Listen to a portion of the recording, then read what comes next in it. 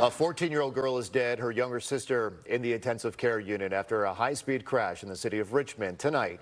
Police are still trying to identify who was driving, and they've also made contact with two 15-year-old boys who fled the scene of the crash.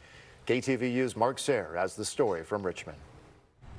A small memorial stands by the side of Canal Boulevard, just to the south of Interstate 580. It was here early on Monday morning that four juveniles were riding in a stolen Infiniti when it lost control and crashed into a tree.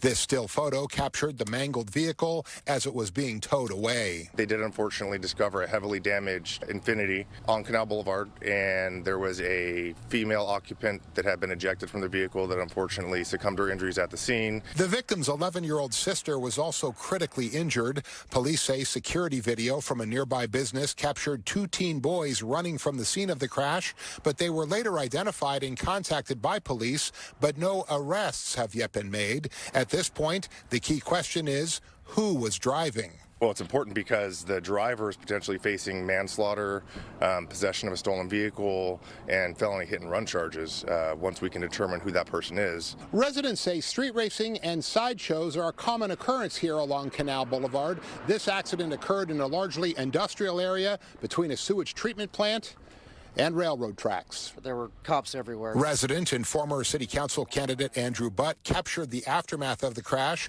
and says his heart breaks for the victims. Already I felt horrible about the fact that someone had probably died or gotten hurt very badly, and to hear that it was, that it was four underage individuals, I believe local from Richmond, the youngest being 11 and the oldest 15, it was like, oh.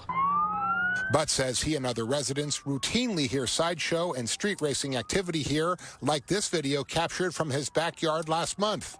Butt says the city can do better with streetlights, but there are no easy answers. The racing and sideshows and reckless driving are a common occurrence, I would say, on a nightly basis in that area. KTVU has confirmed the 14-year-old who died was a student at Richmond High School. Her sister attended Ford Elementary.